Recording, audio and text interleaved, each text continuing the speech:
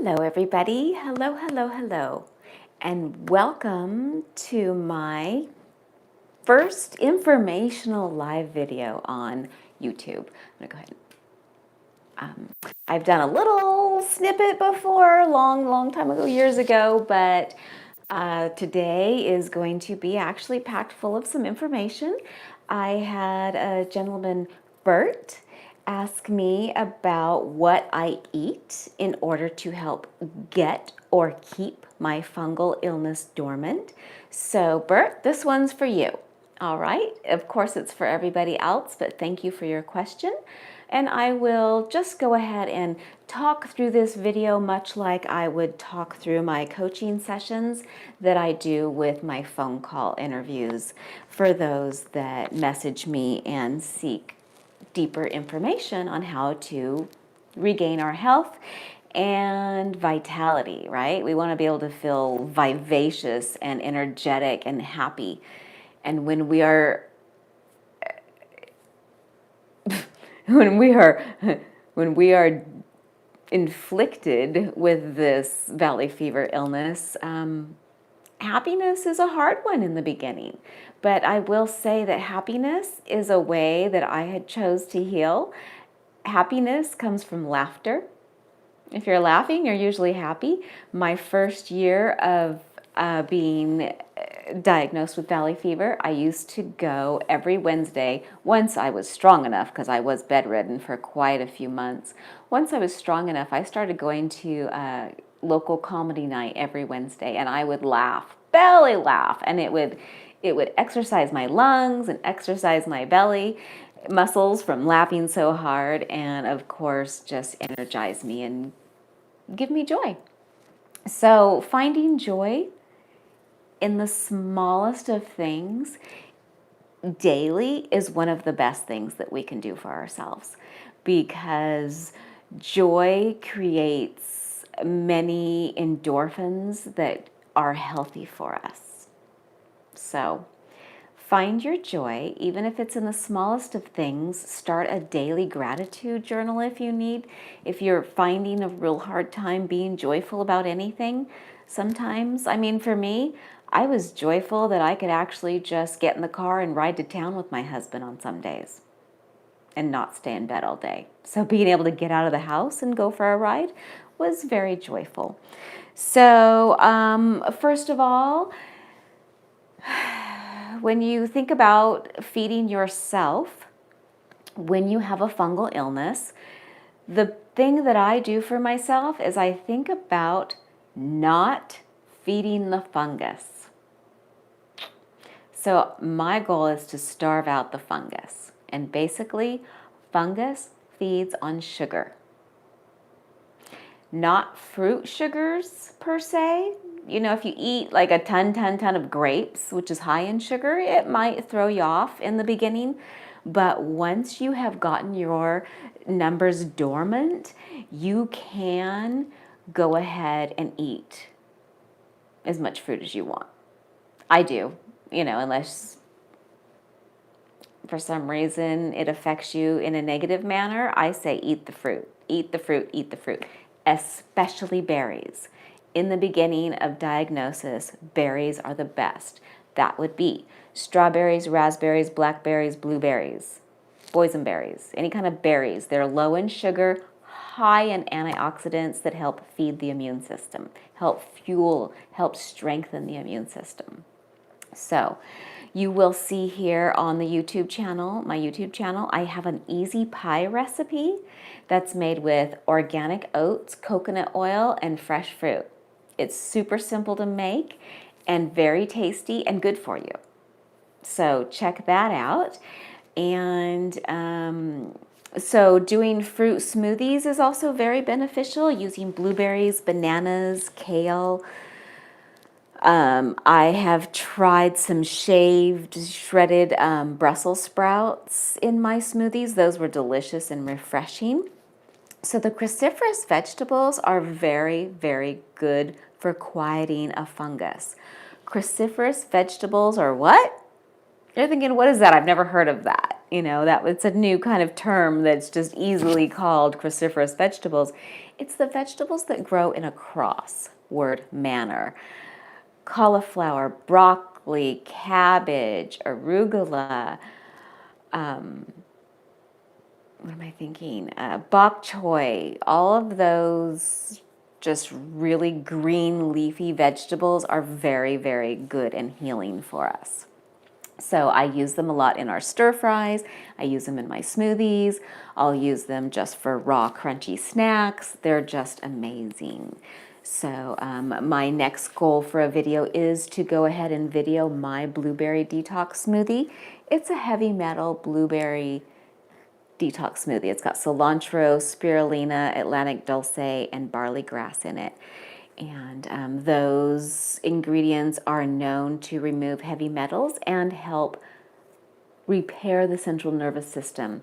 So being that I do have fungus in my central nervous system, in my eyes, I do the blueberry detox smoothie because it helps remove heavy metals. And when we have heavy metals in the body, yeast, fungus, they magnetize themselves. they absorb. I'm having a real loss for words today. I think I need a rest. I've been working too hard. They attract. Heavy metals attract funguses. So like dementia and Alzheimer's is very much being attributed to heavy metals nowadays, because if you have too many heavy metals in your brain and it's attracting yeast and funguses, which yeast can grow throughout the body just from being on antibiotics in men and women. So it's something to think about. Heavy metal detox. Whatever you can do to detox heavy metals out of your body, you're going to have a stronger immune system, a sharper brain, less brain fog, etc. So I will make that video soon. And I'm going to go ahead and just read through my diet per se, because I do have this typed out for people who I put it on messages in groups and whatnot, but it's I can't just copy and paste into YouTube, so I'm doing the video for y'all today. So I'll just go ahead and kind of talk through so that I don't keep you too long.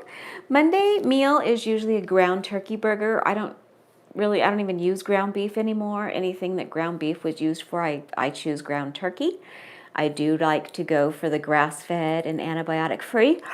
Oh, excuse me. Ooh, a little yawn there. See, it is almost nap time.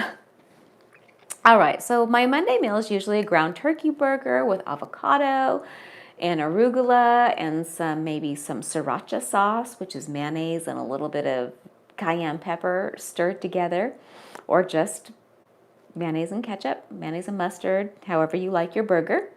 I do opt for no bread usually.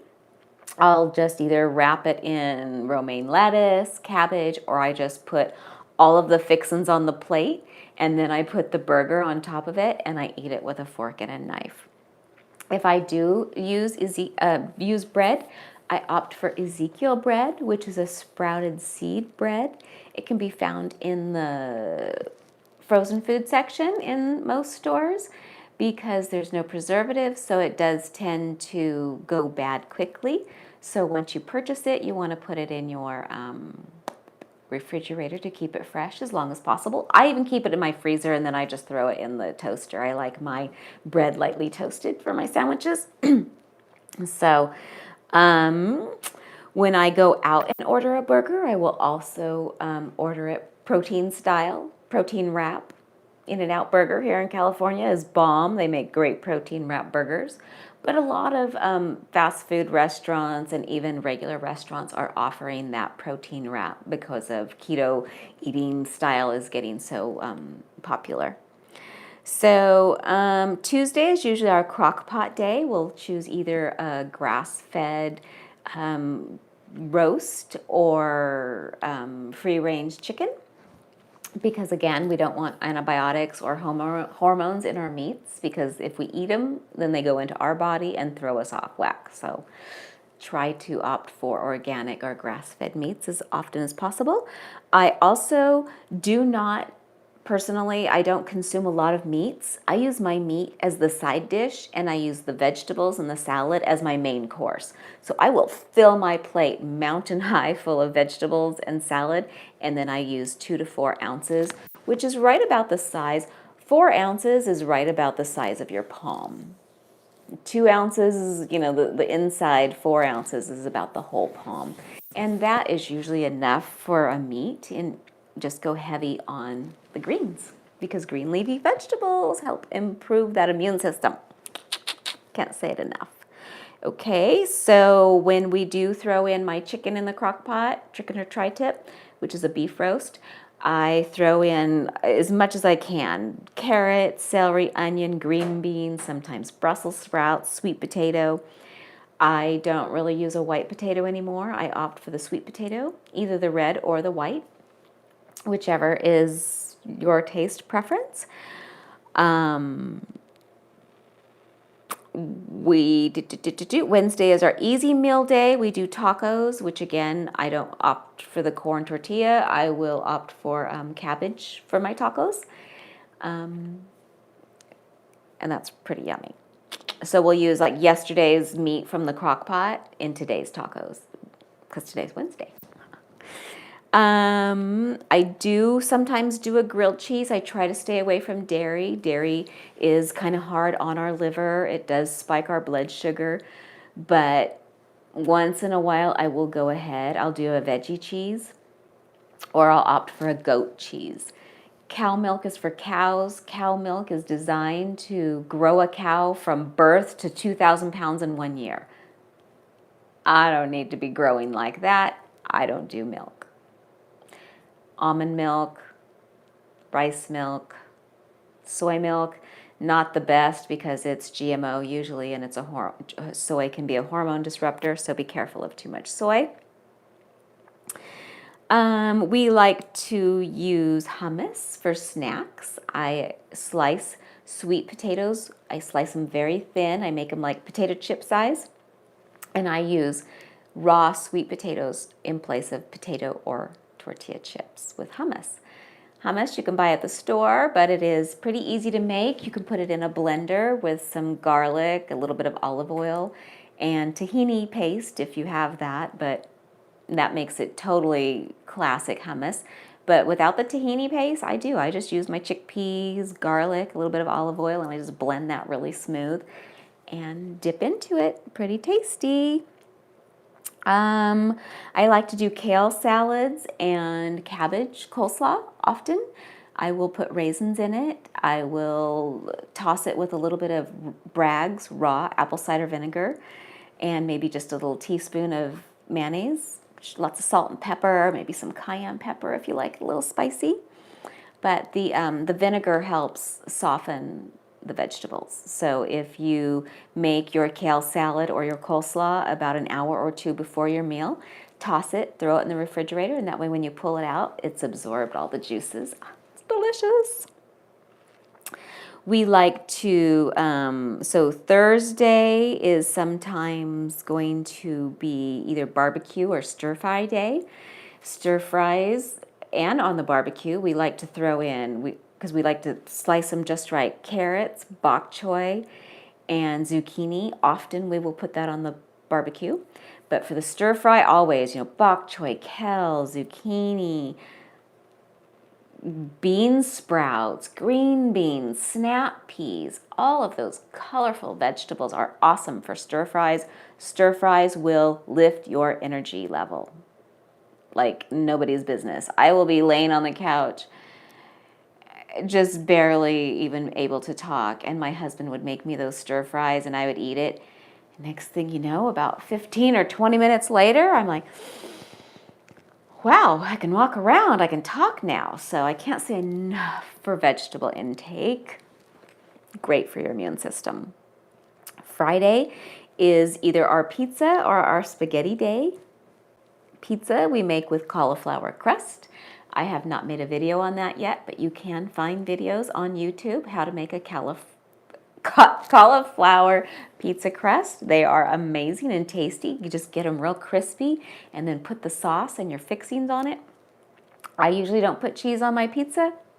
I just put the sauce and a bunch of really tasty fixings on it.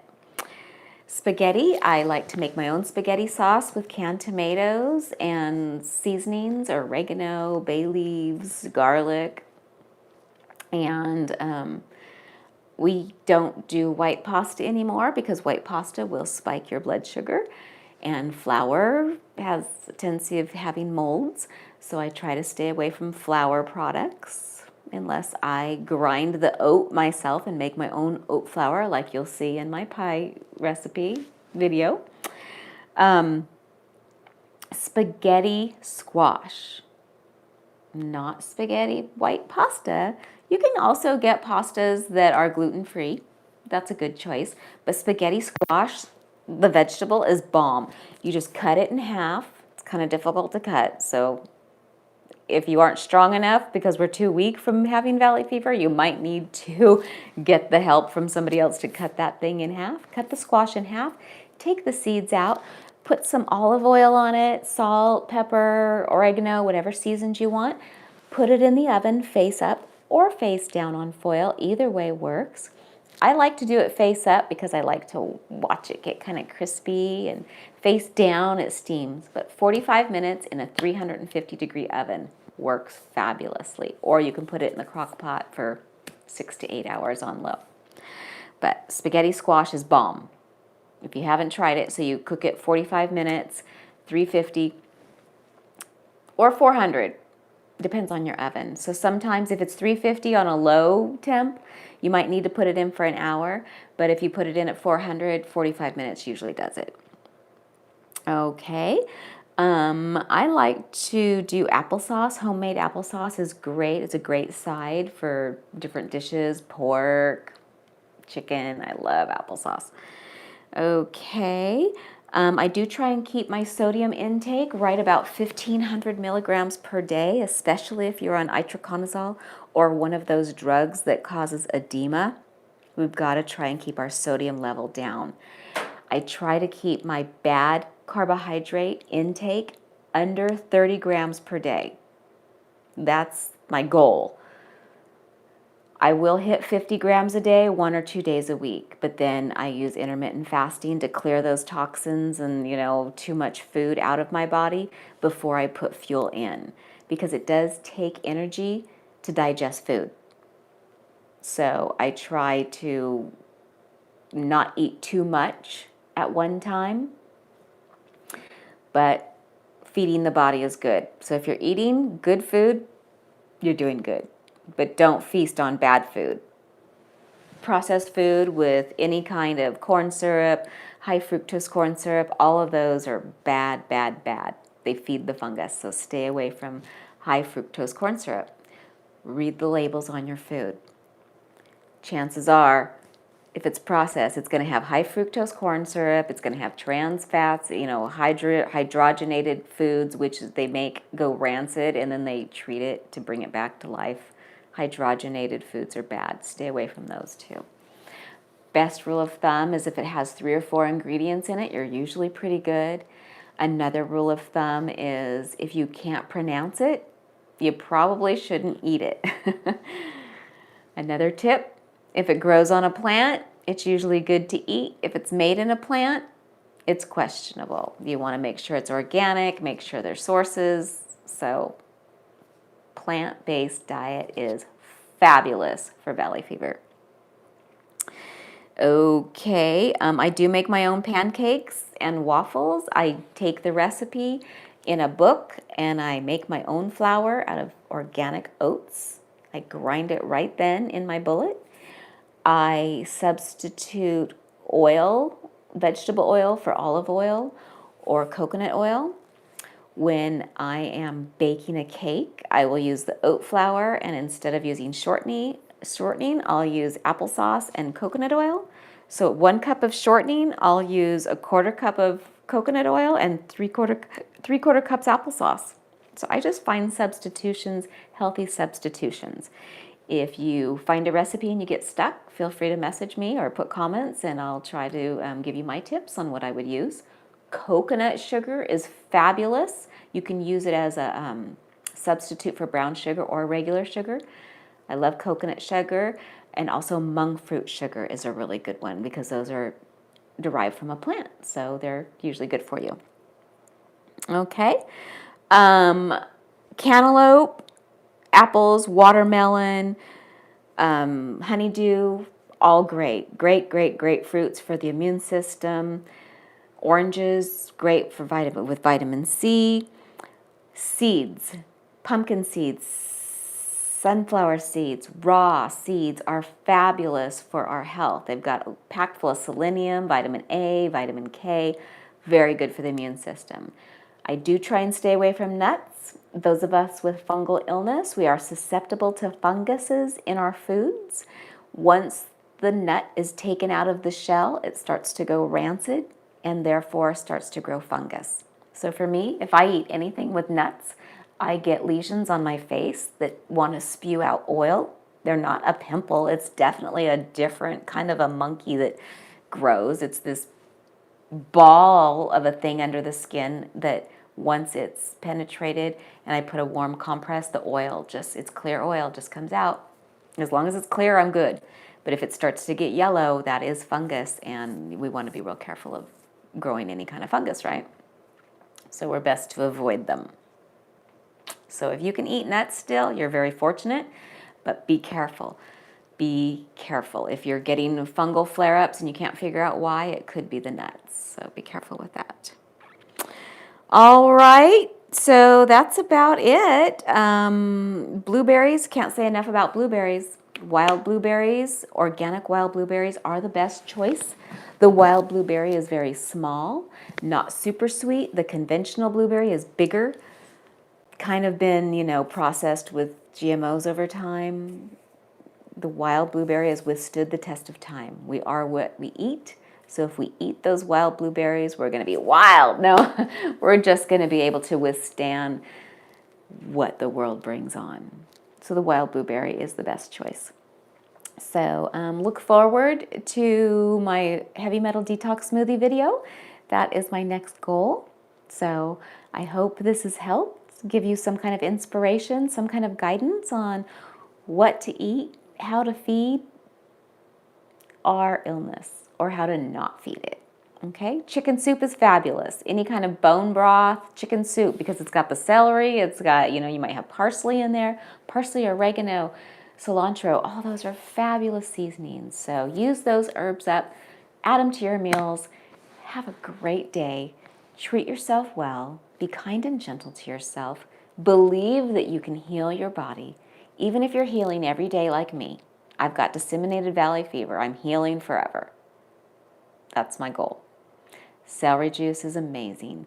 I will do a specific video on my celery juice journey. I have shared my celery juice journey in my valley fever groups, Valley Fever Recovery and Support. That is a Facebook group, so you can look that up and check out the videos that are in there. So have a great day. If you have any questions, put them in the comments, and I will do my best to answer them as soon as I possibly can. I try to check my notifications as often as possible. So have a great day. Be kind and gentle to yourself. Put love and joy out into the world so that you can get love and joy back. What you put out, you get back. Where your intention goes, your energy flows. So intend on healing your body every day. That way, your energy will go into healing your body every day. Okay? Thanks for joining me. See you next time. Bye-bye. Have a great day.